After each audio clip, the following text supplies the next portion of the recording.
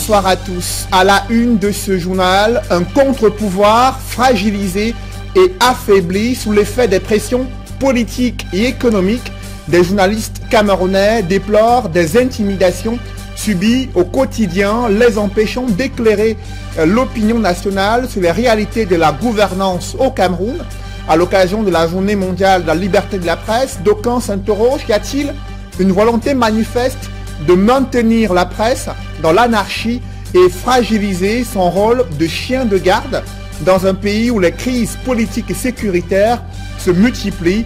C'est le dossier du 20h ce jeudi. Les travaux de l'autoroute Douala-Yaoundé piétinent à tel point que la première phase ne sera pas livrée avant fin 2019. C'est du moins ce que révèlent les responsables de ce chantier. Ils viennent ainsi contredire l'optimisme du gouvernement et son délai initial prévu en octobre 2018. Des responsables du chantier de l'autoroute Douala-Yaoundé qui déplorent la non-libération des emprises et l'épineux problème d'indemnisation des populations riveraines et installées sur le site de construction de l'autoroute Douala-Yaoundé. On en parle dans ce journal.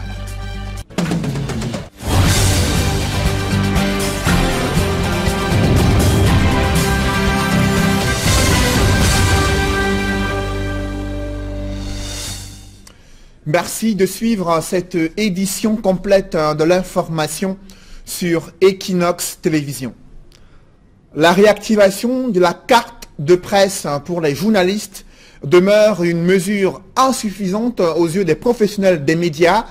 Plus de 5 ans après la tenue des États généraux de la communication, d'aucuns s'interrogent. Que sont devenues les résolutions de ces États généraux?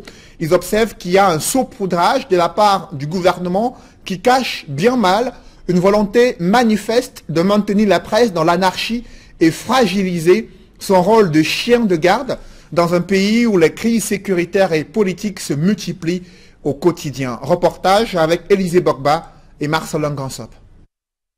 Les États généraux de la communication commencent à dater. Et pourtant, la mise en œuvre des recommandations qui en sont sorties tarde à prendre corps, au grand désarroi des journalistes qui assistent avec impuissance à cette inertie qui ne dit pas son nom. Dès que les États généraux de la communication ont pris fin, on a pris le soin de ranger tout ce qui avait été décidé dans les tiroirs. Et on n'a rien vu en termes de changement par rapport aux conclusions de ces États généraux. Donc je suis très mal placé pour en parler parce que ces conclusions n'ont jamais été appliquées et cela marque bien une volonté manifeste des pouvoirs publics de ne pas vouloir aller vers une vraie liberté de la presse au Cameroun. C'est pour ça que tout cela est resté dans les tiroirs jusqu'à aujourd'hui. Une bonne note tout de même dans ce sombre tableau. C'est la réactivation de la carte de presse. On sait que c'est un outil pour un journaliste. Lorsque vous détenez cette carte, cela doit vous ouvrir des portes à l'information. J'ai bien peur qu'au Cameroun, ce ne soit pas le cas. Quelquefois, on a suivi des communiqués où le ministre dit qu'il faut avoir la carte de presse pour avoir accès à certaines sources d'information. Mais, curieusement, sur le terrain, on se rend bien compte qu'il y a une autre réalité. On a l'impression qu'à ce niveau, il n'y a pas une solidarité gouvernementale efficace. Parce qu'en principe, lorsque le ministre dit, par exemple, qu'il faut absolument avoir la carte de presse, on s'attend à ce que ce soit exactement ceux qui ont la carte de presse qui soient à cet événement. Ce serait une contrainte pour tout le monde d'avoir la carte de presse et de passer à ce tamis si c'en est un. Malheureusement, la carte de presse ne suffit pas à mettre de l'ordre dans la profession et à redorer le blason du journalisme dont l'image est constamment traînée dans la boue. Je n'ose même pas parler des conventions collectives qui elles aussi devraient permettre à ce qu'on ait une presse qui soit enfin libre. Parce que vous savez, la liberté, la notion de liberté dépend d'abord de votre état d'esprit, des conditions dans lesquelles vous travaillez, de ce que vous gagnez. Et là, on peut vous demander un certain nombre de choses. Lorsque cela n'est pas fait, je crois que le journaliste au Cameroun fonctionne un peu en roue libre. Seule la mise en œuvre des recommandations issues des États généraux de la communication aurait pu changer la donne actuelle. Malheureusement, c'est le statu quo, à quelques exceptions. Et le ministre de la Communication, que nous avons tenté en vain d'avoir, semble lui aussi dépassé par les événements. La presse camerounaise qui peine à jouer son rôle de quatrième pouvoir. Des journalistes déplorent des pressions politiques, économiques et même des intimidations subies au-delà de l'exercice de leur métier. Toutes ces manœuvres s'érigent en barrière pour les empêcher d'enquêter sur des faits et d'éclairer l'opinion sur les réalités de la gouvernance au Cameroun. Cas d'illustration avec la crise anglophone et des journalistes qui doivent investiguer en zone de conflit. C'est le reportage signé Innocent Abega et Eric Martial Ndiomo. Exercer le métier de journaliste en zone de crise est loin d'être une évidence. Dans les localités du nord-ouest et du sud-ouest secouées par la crise anglophone, de nombreux journalistes y résidant ont fait le choix de partir pour des régions plus stables. Se rester se heurte à de nombreux obstacles. D'abord, celui de l'équilibre en termes de gestion de l'information. Pris entre deux feux, celui des autorités et de l'autre côté, celui des séparatistes anglophones, le juste milieu est souvent loin d'être facile à trouver. Le corollaire devient donc l'accès à la bonne information et donc aux sources d'information dans un contexte marqué aussi par la percée des réseaux sociaux. Charles Lowe est journaliste à Cameroun Tribune exerçant à Bamenda. Généralement, le reporter ne travaille qu'avec les sources. Mais les sources eux-mêmes sont inquiétés. Qui fait que ceux qui sont contre le pouvoir en place ne parlent pas ou veulent imposer une certaine attitude. Et le pouvoir eux-mêmes impose aussi une situation où il faut dire tel qu'eux pensent ou ne rien dire. Ça veut dire qu'à un moment, il faut l'expérience. La collecte de l'information se trouve aussi impactée par le couvre-feu ambiant. Si vous avez un rendez-vous à 19h, on sait que le couvre-feu finit à 20h. Ça veut dire qu'à 19h, il y a une bousculade en ville. Chacun court vers chez lui. Les bars sont en train de se fermer. Les lieux publics sont... Sur les autoroutes de l'information, des sites web se multiplient avec pour ambition d'informer les Camerounais sur leur quotidien. Cependant, l'on observe de nombreuses dérives sur le plan déontologique et professionnel. Pourtant, certains journalistes web tentent de pouvoir se faire une place au soleil, surtout qu'aujourd'hui, ils sont nombreux des Camerounais qui passent leur journée sur les réseaux sociaux et cela est devenu un marché publicitaire attrayant à la fois pour les annonceurs, mais aussi pour ces rédacteurs qui évoluent dans des sites web d'information. On voit tout cela avec Innocent Abega, Mitterrandam et Gladys Sidier. À l'heure du numérique, les médias dits traditionnels sont contraints de conjuguer avec la presse en ligne. À côté des réseaux sociaux, des sites d'information et des blogs en le vent en poupe. La société dans laquelle on vit évolue en se complexifiant et les besoins suivent à peu près la même tendance. Donc on ne peut pas aujourd'hui se contenter des médias classiques traditionnels pour apporter l'information auprès du public. Aujourd'hui, un Camerounais sur 3 dispose d'un smartphone et c'est un besoin qui s'impose de lui-même, c'est une nécessité qui vient répondre à une problématique, faciliter l'accès à l'information au plus grand nombre des populations. À partir de son smartphone, en un clic, on a une multitude d'informations qui sont proposées. Et la question qui se pose à ce moment est celle de savoir comment distinguer la bonne information de ce que l'on qualifie très souvent de fake news. Aujourd'hui, il faut être capable de référencer un article qui est publié en ligne, identifier la source et l'auteur de l'article. Malheureusement, il y a de personnes qui se font appeler les lanceurs d'alerte. C'est ceux-là qui polluent l'environnement sur Internet aujourd'hui, qui font à la fois mal aux médias sociaux et aux médias traditionnels, parce que l'internaute qui n'est pas affûté, très souvent on n'arrive pas à faire la part des choses parce qu'il lit tout et n'importe quoi. Aujourd'hui, tout le monde peut publier sur Internet et ça va dans tous les sens. Les médias en ligne occupent une place de choix. Ils tendent très souvent à surplanter les médias traditionnels. Et il serait peut-être temps, selon plusieurs, de penser à la régularisation et à la professionnalisation de ce secteur. Parce qu'au niveau du Cameroun, on a des sites qui reprennent les autres articles et qui n'embauchent pas réellement des reporters sur le terrain. Il faut embaucher, il faut payer, il faut des piges, il faut des réels piges. Par exemple, un article de 3500 signes ne doit pas mériter peut-être 5000 francs. Non, il faut mettre le standard haut parce que la digitalisation au niveau international, ça porte de fruits. On n'a pas encore dans les cultures qui sont les nôtres, du point de vue institutionnel, compris l'importance des nouveaux médias Dans la collecte, le traitement et la diffusion, c'est un peu plus compliqué d'aborder une source de l'information et de vous présenter comme un média en ligne. Il y a encore un peu de barrière de réticence, mais ces barrières sont en train d'être déconstruites. La digitalisation de la presse nécessite encore beaucoup d'efforts au Cameroun. Si plusieurs sites d'information sont jugés crédibles et sortent du lot, il reste toutefois difficile pour les internautes d'identifier les informations crédibles des simples rumeurs, puisque sur la toile, tout le monde veut jouer le rôle du journaliste. À l'ère des nouvelles technologies de l'information et de la communication, une plateforme numérique d'information et de formation destinée aux femmes et aux jeunes entrepreneurs camerounais vient d'être mise en place. Soutenu par l'Organisation internationale de la francophonie, le projet vise à donner à ces couches sociales des rudiments pour passer de l'étape de chercheurs d'emploi à celle de créateurs de richesses. C'est un coup dur pour des projets inscrits dans le cadre des grandes réalisations du président de la République.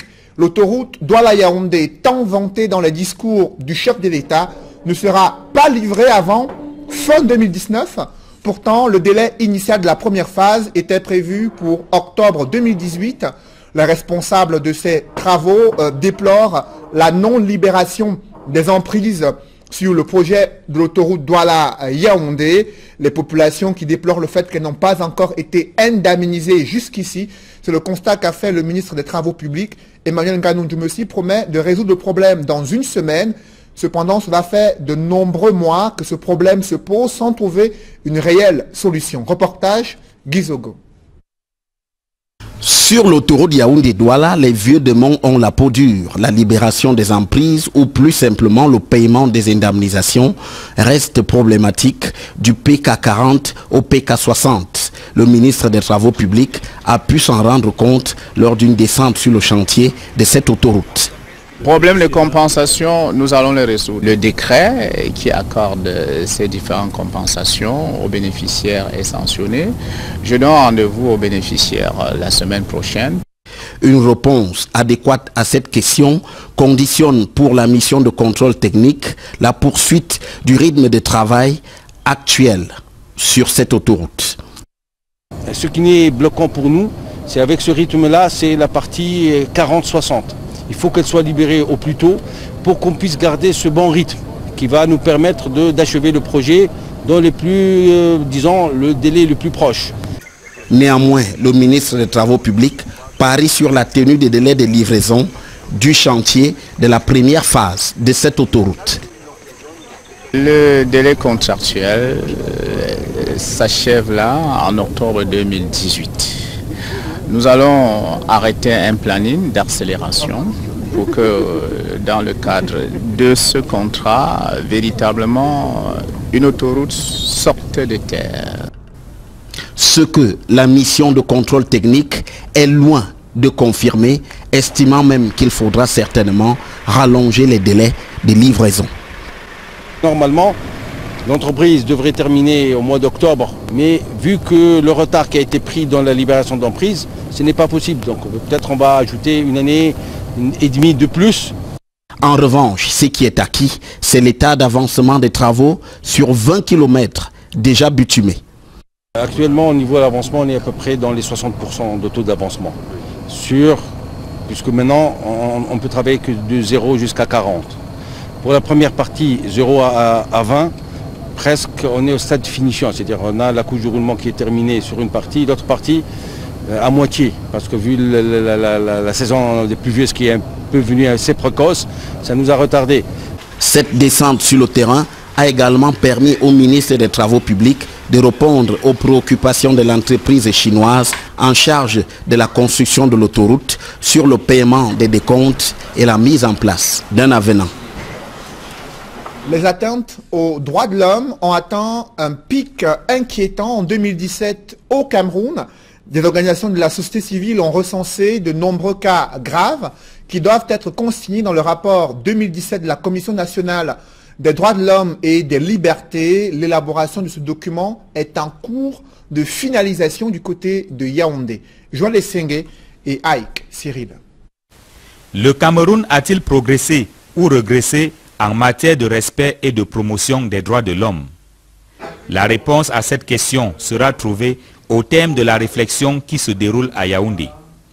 La Commission nationale des droits de l'homme et des libertés échange avec les organisations de la société civile ainsi que les administrations publiques sur l'état des droits de l'homme au Cameroun en 2017.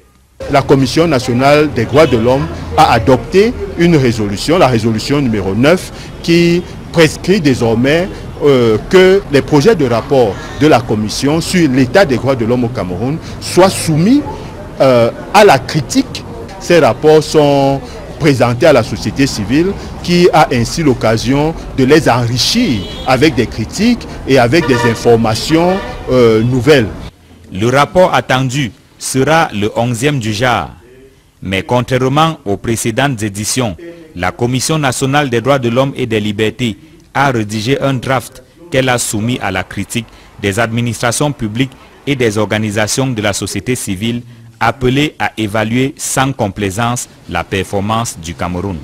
La mouture qui a été élaborée est toujours montée sur la base des requêtes dont la Commission nationale des droits de l'homme est saisie, parce que ces requêtes-là, il y en a environ 600 à 700 chaque année. Ces requêtes nous donnent une indication des domaines dans lesquels il y a des problèmes.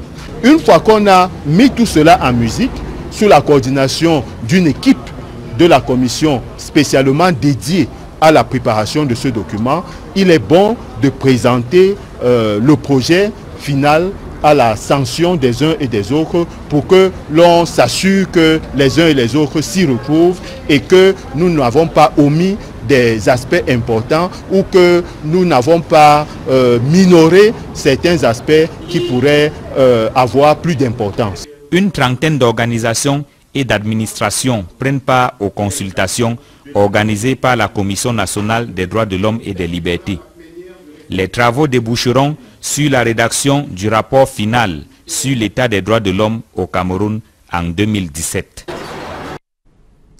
Comment mettre fin à la tricherie et la fraude décriées durant les examens officiels? À Bafoussam, des moyens draconiens sont prescrits pour sécuriser le déroulement des épreuves écrites et pratiques durant les examens officiels 2018. Compte rendu de la sectorielle des enseignements secondaires de la région de l'Ouest avec Dallas Kana et Jean-Paul Chouniat. À quelques semaines de la fin d'année scolaire 2017-2018, la famille des enseignements secondaires prépare le terrain des examens officiels dans la région de l'Ouest. Un point majeur à l'ordre du jour de la réunion sectorielle de tous les hauts responsables et chefs d'établissement. Entre autres mesures fortes, des stratégies tenues secrètes pour tordre le cou à la tricherie et la fraude sous toutes ses formes, le moment venu, comme le martèle le secrétaire général de la région de l'Ouest, François Etapa. Les examens sont souvent entourés de nombreux couacs. Il est donc question, n'est-ce pas, cette année, que nous mettions tout en œuvre pour que les examens se déroulent dans la région de l'Ouest sans anicroche, que les diplômes que vont recevoir, n'est-ce pas, des lauréats soient des diplômes mérités. En prélude aux épreuves écrites, cette température de la fièvre des examens est déjà montée d'un cran avec le déroulement des épreuves physiques et sportives passées du coefficient 1 à 2. Finalisation des listes des candidats et le matériel d'examen. Tout serait fin prêt, comme le déclare le délégué régional des enseignements secondaires pour l'Ouest, Simplice Bédiabo. C'est une approche participative qui va permettre, n'est-ce pas, à toute la région, n'est-ce pas, d'harmoniser ces méthodes pour que nous évitions tout problème possible. Donc, non seulement nous nous préparons pour ces examens, mais nous jetons également déjà les jalons de la nouvelle année scolaire 2018-2019. Comme innovation aux examens de cette année, les candidats de l'enseignement technique effectueront des stages en entreprise en complément aux épreuves pratiques. Parlons à présent des Jeux universitaires et les premiers couacs observés sur le site de ces Jeux à Maroua, capitale régionale de l'extrême nord. Là-bas, plusieurs disciplines sportives ont été délocalisées selon les informations qui nous parviennent. Initialement prévues sur le site de l'université de Maroua, l'absence des infrastructures et l'insuffisance de ces infrastructures ont contraint les organisateurs de l'événement à délocaliser vers certains lycées qui disposeraient de ces infrastructures du côté de Maroua. Du coup, c'est un véritable calvaire pour les jeunes athlètes qui ont fait le déplacement dans le chef-lieu de l'extrême nord du Cameroun. Des précisions avec Amadou Daïrou et Xavier Foka. Kongola, à Maroua, principal site d'accueil des 21e Jeux universitaires, est encore en plein chantier à quelques heures du kick-off de la grand-messe des sports universitaires. Arrivés sur le site par bus, les délégations, parmi lesquelles une du Tchad, ont déjà pris leur quartier. Dans une belle ambiance, avec la balle au pied ou avec de petites foulées, les athlètes ont procédé aux dernières séances d'entraînement sur le site de Kongola et autres aides de jeu mises à leur disposition. Question de peaufiner leur tactique. Ils avaient au préalable effectué une petite balade de reconnaissance pour s'acclimater en cette période de chaleur intense à Maroua.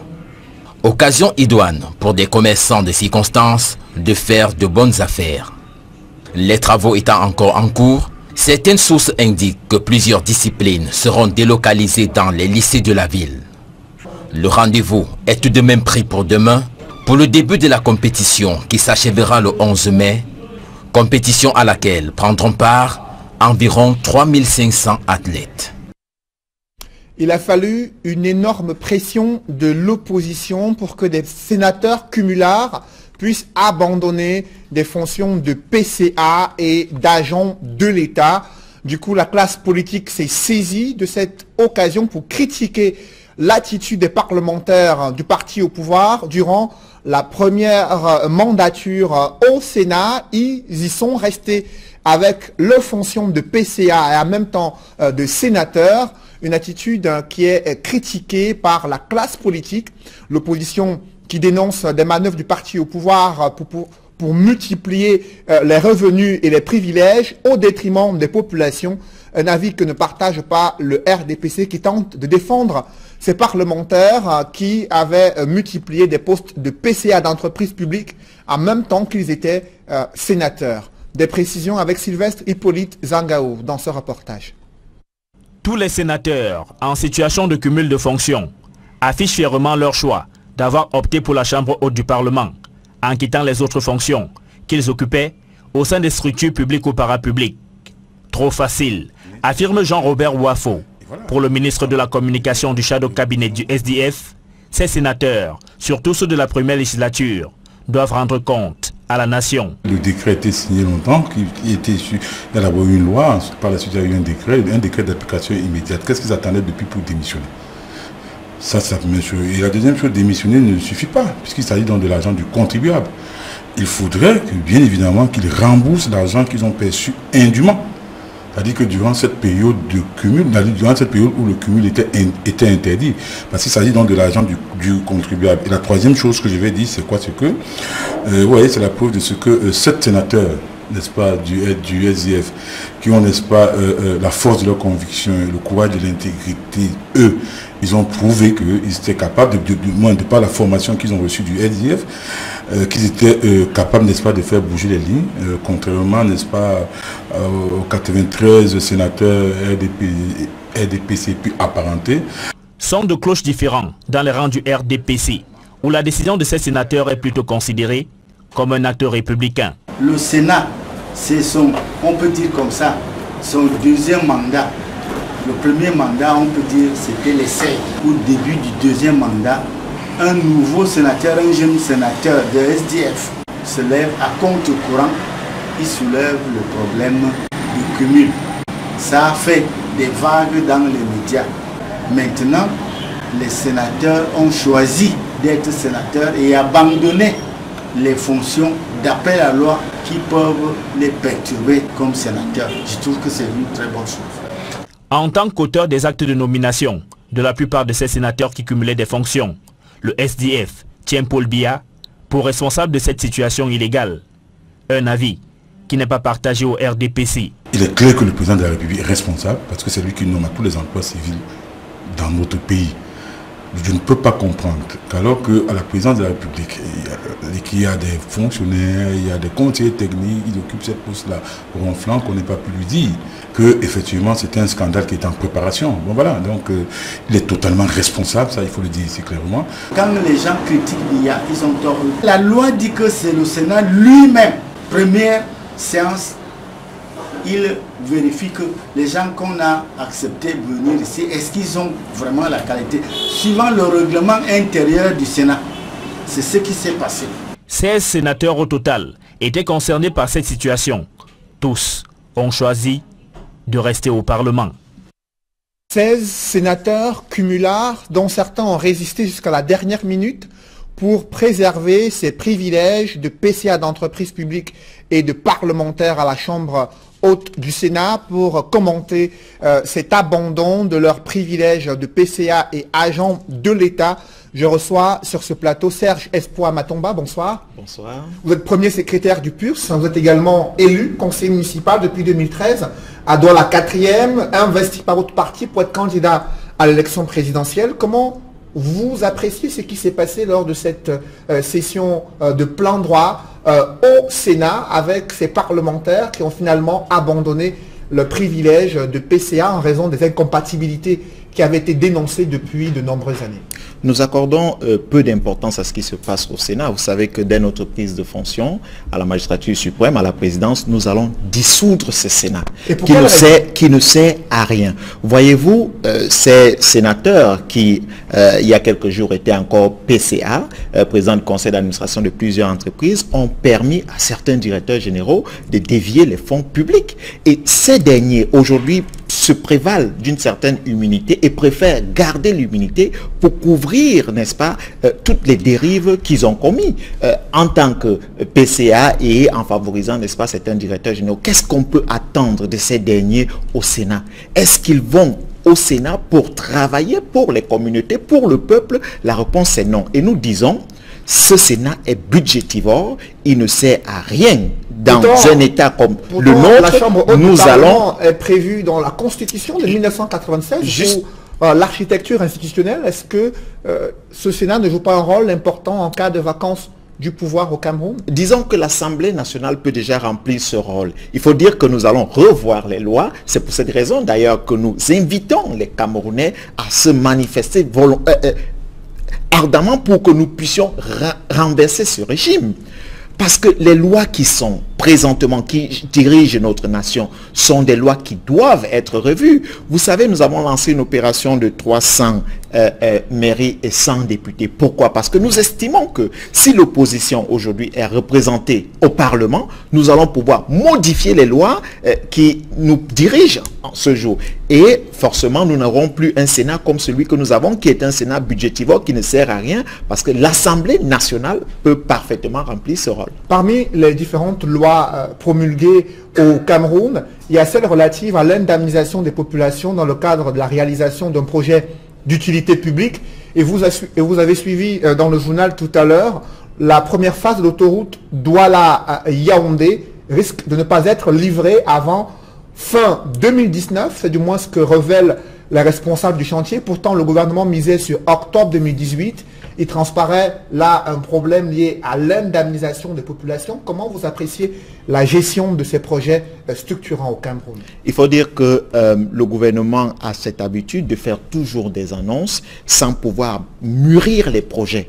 Les projets n'ont pas généralement, on n'a pas une sorte de mûrissement dans les projets au Cameroun. Et on est toujours face à ce type, n'est-ce pas, de cas. C'est-à-dire que vous allez parler de l'autoroute Douala-Yaoundé, nous allons parler du second pont sur le Vouri, nous allons parler des barrages, c'est-à-dire pratiquement tous les projets structurants ne sont pas livrés à temps. Pourquoi? Parce qu'il y a un manque de sérieux dans le mûrissement de ces projets-là. Ce problème de maturité des projets se pose avec acuité depuis de nombreuses années. Qu'est-ce que vous proposez concrètement pour changer la donne?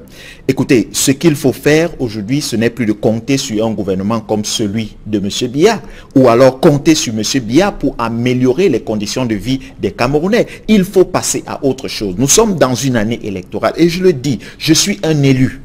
J'ai bénéficié, n'est-ce pas, de la volonté et la participation de plusieurs personnes qui ont voulu voir un projet se construire, pas autour d'une personne, mais autour d'une formation politique. Et nous devons associer nos forces pour voir qu'ensemble, M. Biya et tous ceux qui dirigent le Cameroun se mettent hors, n'est-ce pas, du jeu. Parce qu'aujourd'hui, il faut le dire, ce que nous proposons le proposons à qui? À M. Biya qui ne parvient pas à l'appliquer. Nous faisons des propositions concrètes allant dans le sens du développement du Cameroun, mais nous les proposons à qui? À M. Biya qui ne parvient pas à les appliquer. Une fois de plus, aux hommes qui sont choisis par M. Biya depuis 36 ans pour les appliquer.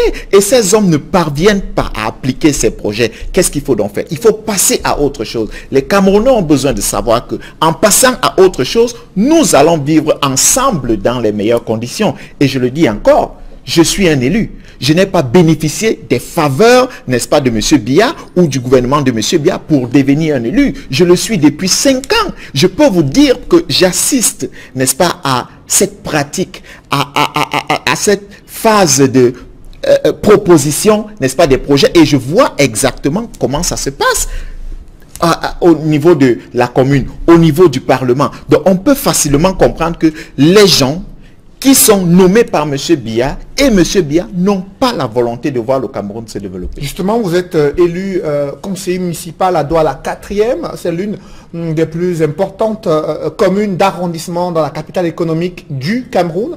Et le président de la République a promis l'accélération de la décentralisation. Est-ce que ce mode de gouvernance, vous ressentez son effet sur le quotidien des populations à Douala 4e, par exemple? Il faut déjà dire que c'est depuis 22 ans que ça dure. Donc nous sommes dans une phase de décentralisation accélérée, mais nous ne ressentons toujours rien. Il y a eu un nouveau ministère qui a été créé à cet effet, mais rien n'est visible, rien n'est palpable. On essaye de créer des ministères pour apporter des solutions, soi-disant, aux besoins réels des populations. Il est important aujourd'hui d'avoir une décentralisation intégrale, pas une décentralisation partielle comme ce que nous avons. Et je le dis encore, les hommes qui animent cette République n'ont pas la capacité.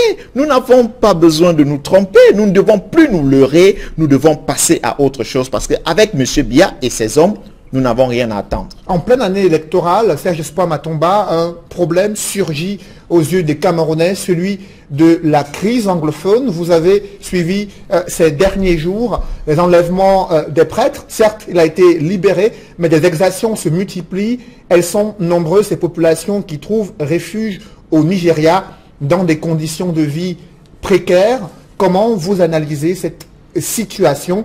Il y a de nombreux mois que vous proposez un appel au dialogue, une force tampon qui devrait s'installer entre les différents belligérants de la crise, mais jusqu'ici, rien n'a évolué sur le théâtre de la crise anglophone. Comment appréciez-vous la situation actuellement? On a décidé de militariser la zone, on a décidé de passer d'utiliser la force pour résoudre un problème qui au départ était un problème d'ordre corporatiste et qui c'est par la mauvaise gestion, n'est-ce pas, de cette crise-là, nous sommes arrivés à cette étape. Il faut dire que nous appelons encore une fois de plus au dialogue parce que le dialogue est possible. Le dialogue peut sortir, n'est-ce pas, le nord-ouest ou le sud-ouest de cette crise profonde. Le dialogue peut amener les uns et les autres à déposer les armes parce qu'il s'agit de cela. Un seul Camerounais qui meurt, c'est du sang qui est perdu, c'est la nation qui perd. C'est la nation tout entière qui perd. Et nous n'avons pas besoin de voir le sang d'un seul Camerounais couler. Et nous le disons encore, avec M. Biya, nous n'avons rien à attendre. Comme nous le disons, M. Biya doit aller en retraite. Nous devons lui permettre d'aller en retraite. Qu'il le veuille ou pas, nous devons l'obliger même, à la limite, d'aller en retraite. Parce qu'il s'agit de ça aujourd'hui. Nous sommes en proie à une guerre du côté du nord-ouest, du sud-ouest, dans l'extrême nord, à l'est du Cameroun et effectivement, dans les grandes métropoles, nous ne sommes pas épargnés. La crise est en train de s'enraciner, les positions sont en train de se consolider. Qu'est-ce qu'il faut faire? Il faut forcément un dialogue urgent et inclusif comme nous le demandons depuis toujours. Dans un tel contexte, le Cameroun peut-il célébrer la fête de l'unité nationale avec l'esprit apaisé? Cette fête aura lieu dans près de 17 jours aujourd'hui, est-ce que vous également serez présent du côté de Yaoundé pour participer à cette grande fête de l'unité nationale? Il faut dire que c'est déjà avec beaucoup d'hypocrisie qu'on va célébrer cette fête, parce qu'en réalité, il y a une fracture du vivre ensemble camerounais, puisqu'on célèbre l'unité nationale, et là on se rend compte que le Cameroun est pratiquement en voie de partition, alors ce sera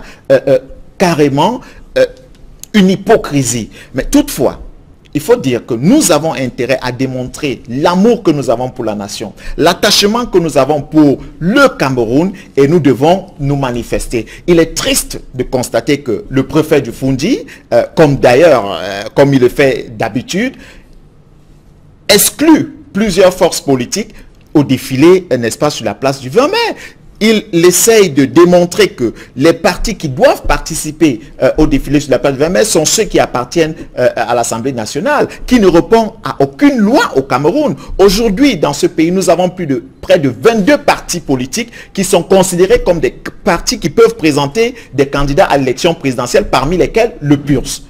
Il est inadmissible que dans une année électorale comme celle-ci, qu'on décide de choisir ses copains avec qui on va faire le défilé sur la place publique du 20 mai et qu'on exclut d'autres. La raison qui est avancée, c'est que le président de la République ne peut plus tenir près d'1h30 sur la place défilé, mais s'il ne peut plus tenir, il ne peut plus tenir pour diriger cette nation. Monsieur Biya doit aller en retraite, nous devons le dire. Est-ce qu'il faudra que nous utilisons d'autres moyens pour le dire? Alors, il ne peut pas tenir sur la place, il ne peut pas tenir. Défiler ce 20 mai à la place du côté de Yaoundé, au boulevard du 20 mai. Quel est l'intérêt pour vous de pouvoir y être? Nous sommes dans une année électorale. Et vous savez, nos militants qui se trouvent sur tout l'étendue du territoire veulent se manifester. Et nous ne pouvons pas comprendre qu'on essaye de nous écarter, n'est-ce pas, de cette manifestation-là. Parce que, en même temps, il faut le dire, ce qui se passe présentement sur le terrain, c'est des démonstrations de force de chaque parti politique. Et vous avez là l'occasion, n'est-ce pas, de démontrer que vous existez dans une ville, vous existez dans une région, vous existez dans un territoire. Et il est inadmissible que certains décident de le faire uniquement avec leurs copains sur la base d'aucune loi. Comme nous avons dit, nous n'allons pas laisser cela passer. Une chose est sûre et certaine, nous allons saisir le tribunal administratif, mais une chose est encore sûre, c'est que nous allons défiler malgré l'interdiction. Merci Serge Espoir Matomba. Je précise que vous êtes le premier secrétaire du PURS, conseiller municipal élu à Douala 4e et candidat à l'élection présidentielle au Cameroun. Mesdames, messieurs, c'est publié un reportage dans ce journal Orange Cameroun qui investit dans le cinéma à travers le concept CineDays. L'entreprise de téléphonie mobile donne la possibilité aux abonnés Orange de s'octroyer 2 tickets au prix d'un seul dans les salles Canal Olympia de Douala et Yaoundé. Reportage. Après le sport, la musique et l'humour, revoici Orange Cameroun dans le cinéma. 12 ans après, l'entreprise de téléphonie mobile fait son grand retour dans le 7e art grâce à un partenariat conclu avec les salles Canal Olympia. Il s'agit d'un concept, un partenariat entre Orange et Canal Olympia. Orange Cameroun a le plaisir d'être aujourd'hui le pionnier sur la signature de ce partenariat qui permet de ramener le cinéma en Afrique en réalité. Ce que nous mettons en avant en partenariat, c'est de permettre à la jeunesse camerounaise de bénéficier de tous les nouveaux films qui sortent en même temps que n'importe où dans le monde. C'est pour ça que nous nous permettons aujourd'hui de vous présenter des films en avant-première à la même date de sortie que là où ça se passe ailleurs. Orange Cameroun veut réconcilier le public camerounais avec le cinéma. Le concept CineDays, inauguré à Yaoundé, permet aux abonnés Orange d'acheter 2 tickets de cinéma au prix d'un seul pour avoir accès aux salles Canal Olympia de Yaoundé et Douala tous les jours de projection, notamment le mardi et le mercredi. Pour bénéficier de cette offre, en fait, nos clients Orange auront juste à composer un code et quand ils vont composer le code à travers leur compte Orange Money, ils pourront acheter un ticket et le second ticket va être offert. Donc il y a un code, un barcode qui va leur être envoyé. Quand ils viennent à Canal Olympia, c'est tout ce qu'ils vont présenter et ils pourront avoir le second ticket gratuitement. Grâce à ce nouveau concept, Orange Cameroun réaffirme son ambition de faire vivre des émotions à travers le cinéma, comme le souhaitent les abonnés Orange, avec les personnes de leur choix. À l'occasion de la journée internationale du travail, les supermarchés d'œuvres et son top management ont organisé des conférences, débats pour édifier le personnel sur la copropriété. Ensuite, des séquences plus ludiques ont meublé cette journée spéciale pour les travailleurs du supermarché d'œuvres du côté de Yaoundé. Reportage. C'est dans la prière, le recueillement et la méditation que le personnel de DOF Distribution a célébré la fête du travail. D'abord à travers une messe d'action de grâce qui a balisé les chemins avant que l'on ne passe au plat des résistances de la journée, à savoir la conférence débat animée par un dinosaure de la presse camerounaise, Jean-Vincent Tchénéom. Pour l'édition 2018, la réflexion était axée sur comment l'employé doit s'approprier son travail et devenir un véritable copropriétaire de l'entreprise. Occasion pour le président directeur général de DOF Distribution d'indiquer que tout peut arriver à point nommé, à qui sait oser, entreprendre et affronter les obstacles avec la ferme conviction de vouloir réussir. Lui-même étant un exemple patent d'endurance, de persévérance et de réussite, en dépit des difficultés rencontrées. Fixez-vous un objectif fort. La peur, c'est l'ennemi principal, le premier ennemi de tous ceux qui veulent avancer. Vous avez fixé le meilleur objectif, les moyens viennent. Je me rappelle de mon premier crédit. Je ne savais ni lire véritablement, je ne savais pas écrire. Mais il a suffi que je parle à mon banquier 40 minutes pour qu'il me dise: Monsieur Tagneux, moi-même je vais montrer ton dossier, tu auras le crédit parce que tu crois en ce que tu veux faire. Je crois dur comme fer que je réaliserai des grandes choses. Le minimum des objectifs que je me suis fixé, c'est d'employer de manière permanente 5000 personnes. Et je jure sur la tombe de mon père, je le ferai. Faites pareil comme moi et vous atteindrez cet objectif-là. Les panélistes, issus des milieux universitaires, judiciaires et de la presse, ne disent pas le contraire lorsqu'ils soutiennent que seul le travail bien fait conduit au succès. Une leçon bien assimilée par les employés de la grande famille DOF, dont les préoccupations et hautes zones d'ombre ont reçu à chaque fois des éclairages appropriés. Que dire de la pluie de reconnaissance déversée sur le top management que conduit si habilement Philippe Tagneux Noubissi. DOF est non seulement le creuset de la formation professionnelle et chaque employé peut s'épanouir, évoluer et occuper de plus hautes fonctions. Nous, employés de DOF, nous pouvons nous vanter d'avoir une couverture sanitaire de qualité, en plus des soins de qualité qui nous sont administrés. Les frais médicaux nous sont remboursés à hauteur de 70%, ce qui est simplement exceptionnel au Cameroun. Monsieur le directeur général, à travers la mutuelle du personnel d'or, dont vous êtes l'inspirateur, nous pouvons bénéficier des crédits, ce qui permet à beaucoup d'entre nous aujourd'hui d'être propriétaires de terrains et de maisons à Yaoundé et ailleurs. Le débat a ensuite cédé la place aux réjouissances. D'abord l'élection Miss DOF 2018 qui a dévoilé, au terme d'une rude compétition, l'heureuse élue du jour. Qui sera remise par vous. Pendant ce temps, notre moment. Ensuite, un repas bien arrosé que le top management a partagé avec le personnel et les invités spéciaux. Enfin le tour de danse dont personne ne s'est privé en ce jour mémorable de fête. A noter qu'au cours de cette célébration festive, ceux des personnels formés à la conduite automobile ont reçu officiellement leur permis de conduire. Un autre grand moment d'une fête qui restera à jamais gravé dans l'histoire du leader de la grande distribution. Écoutez votre cœur, il va pour qui? Votre cœur, il va pour qui? Mesdames, messieurs, c'est la fin de ce journal. Merci d'avoir suivi. Restez sur Equinox Télévision juste après cette édition du 20h, l'émission Regard Social, présentée par Eric Kwamo. Bonne soirée sur cette même antenne.